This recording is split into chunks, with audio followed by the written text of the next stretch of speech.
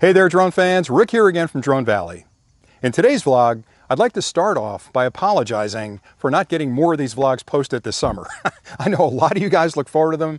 We used to post them every couple of weeks, but it's been insanely busy this summer between travel and working with manufacturers and testing products that we just haven't had a chance to do everything. It doesn't seem that there are enough hours in the day to fit everything in, and the vlogs have kind of fallen off the chart. So I promise you that when I'm out flying on a beautiful day like this, before I pack up and head home, I'll sit down and put together an update to let you know what's going on with the channel, what emerging technologies are coming out, maybe if there's some regulatory changes that are coming, just to keep you updated on what we see going on in the field.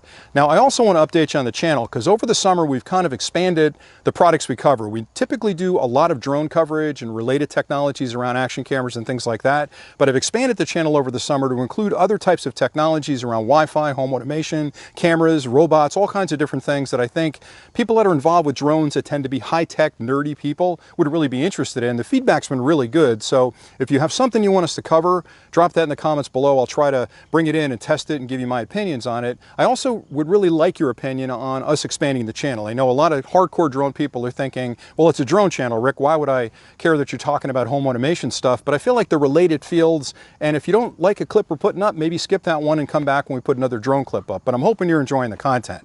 The next thing I want to do is update you on the channel because we've made other changes on the channel as well, including expanding beyond YouTube to things like Roku. So if you didn't know it, if you have a Roku unit, you can actually search on Roku. You can find the Drone Valley channel. Once you add that to your lineup, the clips you see here will be posted on Roku as well. And then you can sit back on your couch and relax and watch your widescreen TV and see us in all the glory that you can see on that TV. So check out the Roku channel.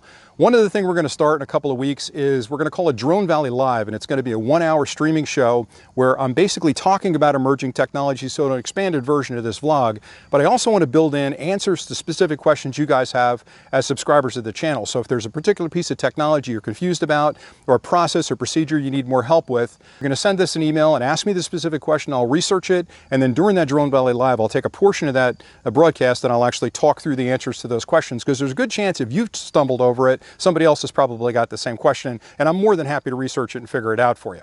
One other thing I want to talk about too is that the newsletter's been a little bit behind. We have a newsletter for Drone Valley where I typically send out late breaking news, new clips, things we put up in case you've missed them. But more importantly, I got a lot of coupons from manufacturers for discounts on products. So when I review a product, a lot of times a manufacturer will say, hey, here's a coupon for X percentage off of this if the customer goes to buy it. I want to pass those along to you because Christmas is coming up. A lot of the stuff we talk about on the channel is pretty cool for Christmas, and you may want to save a few bucks. Who doesn't want to save a few bucks? So we're going to start spinning up the newsletter. You'll probably see 2 of those come in October, 2 more in November, maybe 2 more in December, and then they'll go back to a once a month kind of thing. So if you haven't signed up for the newsletter, there's a link below where you can sign up for that. We're not going to spam you, probably get 1 a month, but it's definitely well worth your time because there'll be coupons in there for manufacturers as well as discounts on our website in case you need some gear.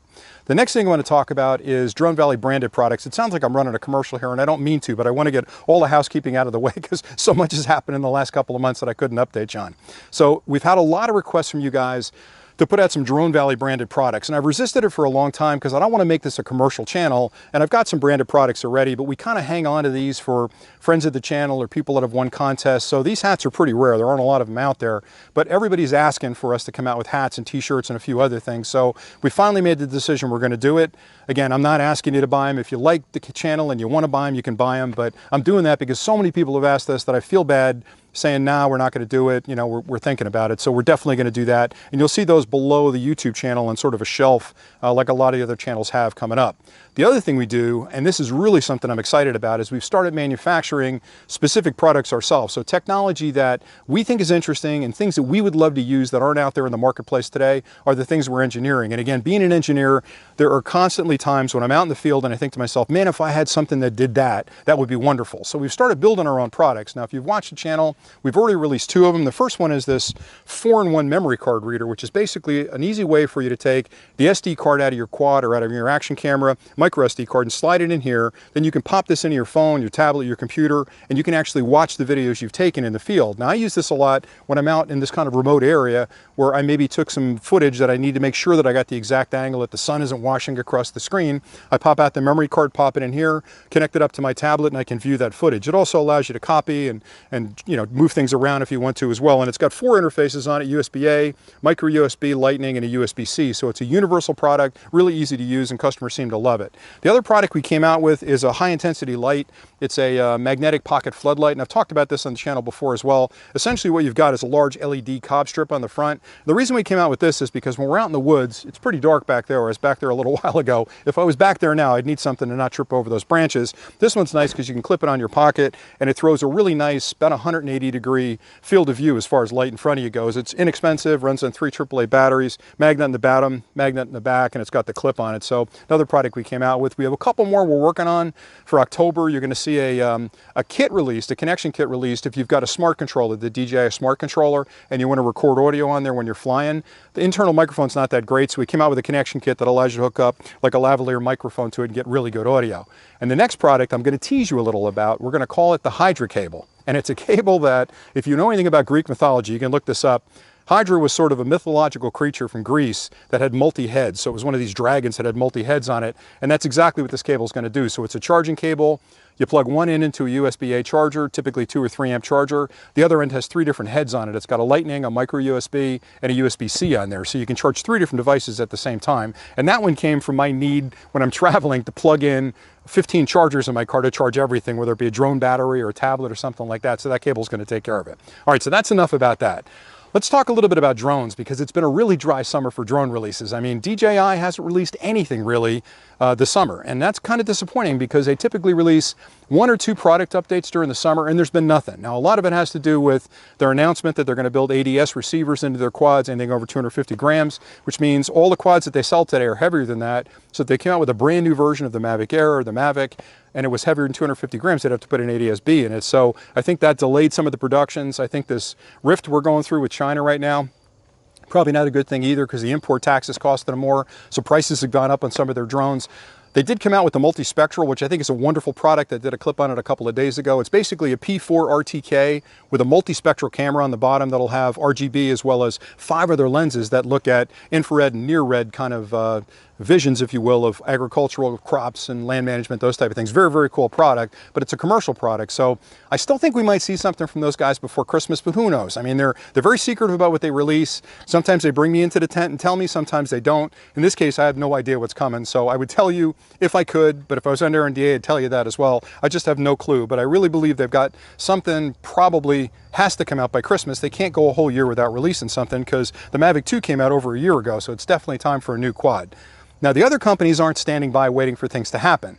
You saw the new product that came out from Unique. They released the Typhoon H3, which is a partnership sort of like what DJI did with Hasselblad, where they've got a high-end camera now that's fine-tuned for aerial photography. So they built in certain filters and certain profiles that give you just the best possible quality from up in the air. Now, I haven't tested it yet. I've read the specs. I've got a clip coming up, kind of give you an overview about it, but it looks like a really interesting product. So I'm going to try and get my hands on that and test that as well. This next topic has to do with regulations, and it's a very serious conversation, and that's why I'm bringing it to your attention. It has to do with a bill that was just introduced into committee called the American Security Drone Act of 2019. And essentially, if this bill passes, it'll eliminate and forbid any federal agency from using a drone that was purchased from China.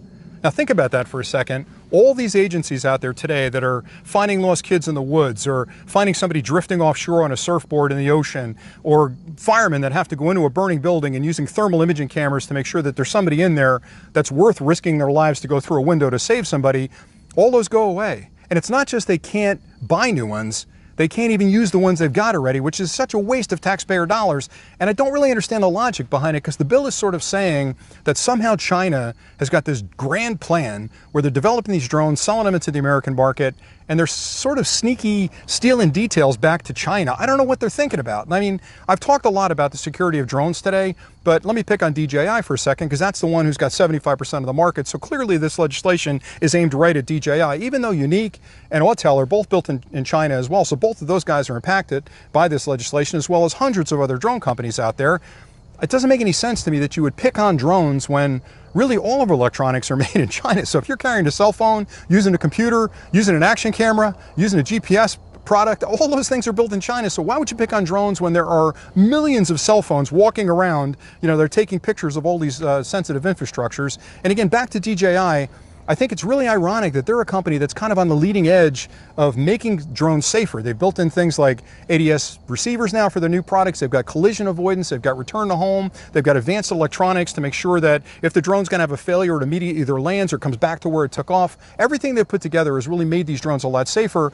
And I don't understand the logic. And even DJI took the extra step a year ago to have this independent agency put together a Kiva report that looked at the drone, the software, the topology, what servers it touches, and found absolutely nothing that showed any of that data going back to China. And then even after that, DJI said, you know what? We're going to shut down any requirement for this drone to touch the server or the cloud. It's basically a closed communication between the drone and your controller, and you as a flyer decide what you're going to keep. So I think this is more protectionism than anything. They're trying to protect American companies, which on the commercial side of the house, there's a couple of very specialized companies that build drones, but none that are most sophisticated or more sophisticated than what DJI, Autel, and Unique are building today for the commercial space. So I don't understand it, but here's my worry. I don't fly commercially like that type of commercial flying, right? I champion firefighters and rescue workers and first responders that do that. I love when you can take a piece of technology like that and put it in the hands of people that can save lives. So I guarantee you two things here. Number one, lives are going to be lost. And I know it sounds dramatic, but if you take those tools out of the hands of the people that are out there looking for that lost kid in the woods or trying to find that Alzheimer's patient who's wandered away from home and they can't find him in the neighborhood, people are going to die. That's just going to happen. And I know it sounds dramatic, but I think that's going to be the truth. The second thing is, it makes no sense because there's nothing in the technology that's being sent back to China. So I don't understand. They didn't come out and say, look, if you can tighten it down a little bit, or we found these potential issues with it, fix these and we'll be better off. They just basically said nobody can fly a drone that came from China. So for me, I'm keeping an eye on it. And again, even though it's affecting the commercial space, I think it could bleed over into the consumer space too, because think about all the innovation that takes place in the commercial space first that trickles down to the consumer space. So all the companies are developing software and add-ons and payload additions for those type of drones won't be working on that stuff anymore, which means we're going to get dumber drones in the consumer space. And worse yet, all these local bans are based on federal bans. So if there's a federal ban on drones, the local bans don't really listen to the nuance of that conversation. They're going to hear that the federal government's banned drones from China. What do you think that's going to do for the beach you fly on, right? When that committee gets together and reads the report that the federal government's banned China drones from flying for federal agencies, they're going to transition that down to the locals as well, and we're going to be in trouble flying our drones. So I think this is a really big issue that's not getting enough attention. I'm working on a couple of clips that explain it a little bit further. I'm going to give you names of people you should write to and let them know this is a goofy idea and why it's a goofy idea, and I may put a petition together to gather signatures that we can send off and say, look, we're drone flyers, we're responsible, we don't understand this. You need to explain it or you need to stop, one of the two. So just keep an eye on that, and again, keep an eye on the channel, and I've got some updates coming on that. All right, the last thing I want to talk about is what I'll call viewers' questions, because in these vlogs, I really want to answer questions you guys have. So at the bottom of this, there's a comment section. Drop down there any questions you've got that I can answer for you. I'm going to do my best to get them all kind of compiled, and the next time I do the vlog, I'll build those viewer questions in and try and answer them for you, because I know when you fly a drone, a lot of times it's brand new technology and you don't know who to call or who to ask, and you try to get a hold of the manufacturer and they're busy or it takes forever to get a response. I can't answer all of them. Obviously, I'm one guy, but I'm more than happy to answer the quick ones through an email, and if they're a little more complicated or a little more interesting, I'll talk about them on the vlog and give you guys the answers to those questions. So just trying to reach out and do my little bit to help the hobby as best I can here. So that's pretty much all I had for today. So thanks an awful lot for watching. If you're interested in any of the products Drone Valley offers, I've got links below to the website. You can go there and check it out. But for me, I love flying. You guys know how much I love flying, and I love talking about it. So expect me to do quite a few more of these vlogs over the next couple of months. And and stay tuned, because we've got the 12 days of Drone Valley Christmas coming up. You guys know what we do there. We give away prizes every day for 12 days, and I got a lot of cool stuff lined up this year. No strings attached. You basically just enter the contest. If I pull your name out of the hat, we send you the product. I don't care where in the world you live. Timbuktu, it doesn't matter to me. We'll send you the product. So I get real excited around Christmas time. Anyway, thanks an awful lot for watching, and until next time, happy flying.